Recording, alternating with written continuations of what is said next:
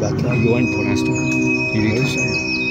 Moi, je suis parti. Ah oui.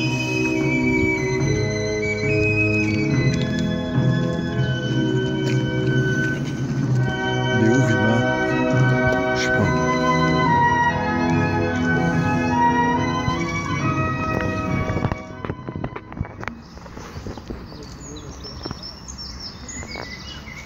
Ouvrez le banc.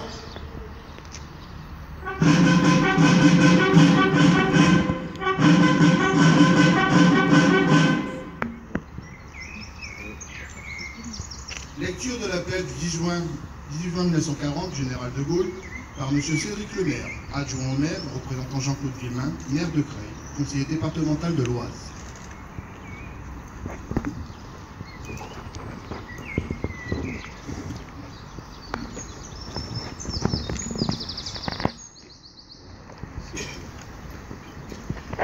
Les chefs qui, depuis de nombreuses années, sont à la tête des armées françaises, ont formé un gouvernement.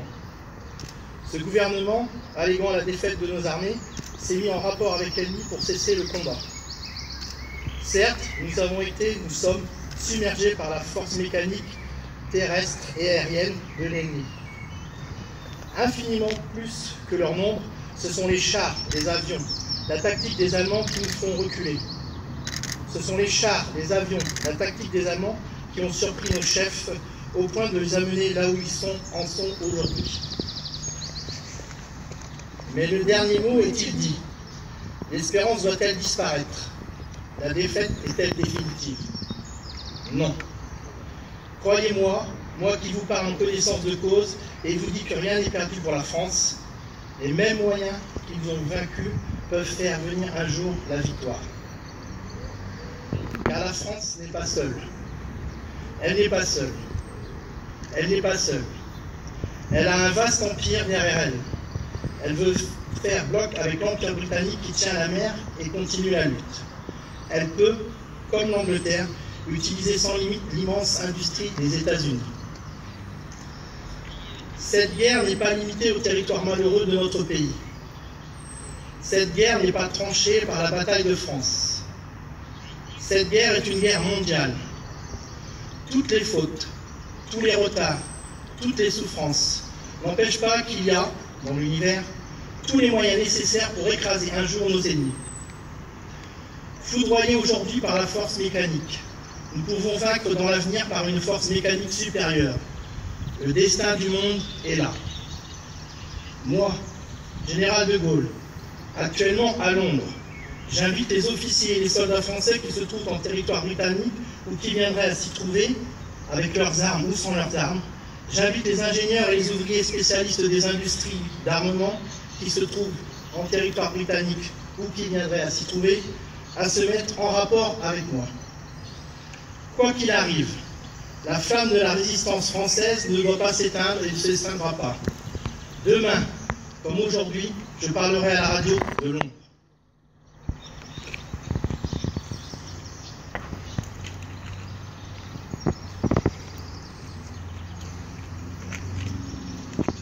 Lecture du message de la ministre des Armées par M. Francis Cloris, sous-préfet de Senlis.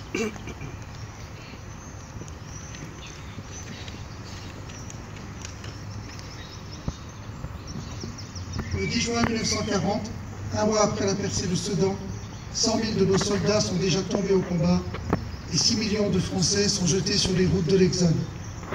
Le 17 juin, le maréchal Pétain demande aux troupes françaises de cesser le combat. Mais le 18 juin 40, en fin de journée, une voix brouillée mais ferme ranime l'espoir d'une nation brisée. C'est la voix du général de Gaulle, cet officier presque inconnu qui va entraîner contre vents et marées, souvent seul contre tous, l'âme de la France. Malgré la débâcle, malgré la peur, le mensonge, la répression, les hommes et des femmes se dressent et les voici disant non à l'occupation, non à l'humiliation, non aux moqueries de nos valeurs les plus sacrées. En dépit des dangers, tous prennent le risque de s'engager. Ces Français, aux convictions philosophiques et politiques diverses, sont d'abord des patriotes, tous unis pour résister. N'écoutant que leur audace, ils rejoignent Londres et s'engagent dans les forces françaises libres. leur fougue et leur bravoure répondent au serment de Koufra. Nous ne déposerons pas les armes avant que le drapeau français flotte sur Paris et sur Strasbourg. De l'Irakem à El Alamein, du Monte Cassino à Toulon, de Ouistreham à Paris, de Strasbourg à Berchtesgaden, ils combattent victorieusement. D'autres s'engagent dans l'armée des ombres. Ils n'ont alors que leur audace pour seule arme. Mois après mois, ces résistants anonymes s'organisent et se fédèrent sous l'égide du général de Gaulle. Ils récupèrent et utilisent les armes qui leur sont parachutées, publient des journaux et distribuent des tracts, établissent des faux papiers, récupèrent et transmettent des informations, cachent des juifs, protègent des agents traqués. Portés par Jean Moulin, Brossolette, Pelestrin, Étienne d'Or, Casanova, Aubrac ou Thion, la voix de la liberté est celle qui inspire tous les peuples que l'on méprise ou que l'on réprime. La nation rend aujourd'hui hommage au chef de la France libre, qui a si bien su incarner cette liberté, parvenant à rassembler dans un même idéal, par la force de la volonté et l'immense espoir qu'il soulève, une multitude de femmes et d'hommes venus de tous les horizons. Avec lui, à travers lui, cet hommage va aussi à tous ces Français qui, ensemble, sont allés jusqu'au sacrifice suprême pour défendre une certaine idée de la France, de la République et de ses principes, liberté, égalité, fraternité.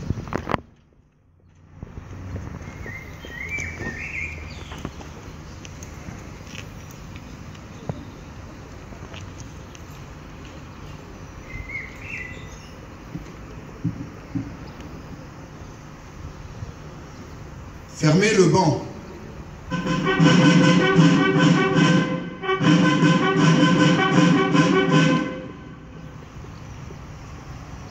Dépôt de germes de M. Francis Cloris, sous-préfet de Senlis, de M. Cédric Lemaire, adjoint au maire représentant M. Jean-Claude Villemain, maire de Creil, conseiller départemental de l'Oise, du commandant Anne-Sophie Serré, représentant le commissaire central Olivier Beauchamp, de Mme Dominique Lavalette, conseillère départementale de l'Oise, du lieutenant-colonel Patrick Antonin, représentant le colonel Jean-Luc Ledoz, commandant la base aérienne 110, de l'adjudant-chef Sébastien Bourneuf, représentant le commandant Franck Chivy, chef du centre de secours de Creil.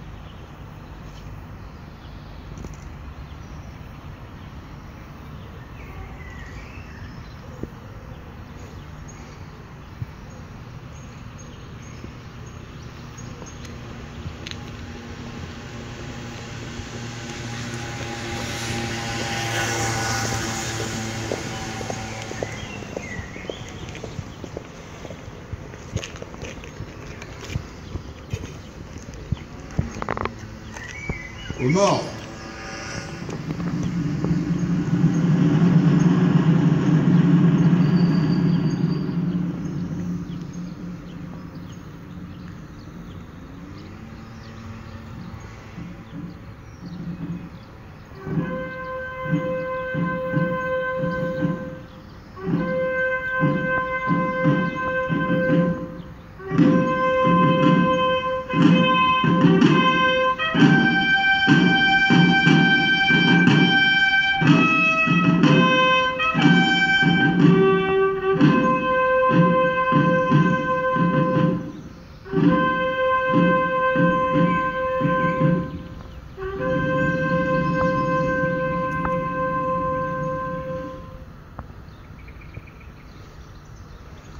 Mesdames, Messieurs, veuillez observer une minute de silence à la mémoire de nos morts.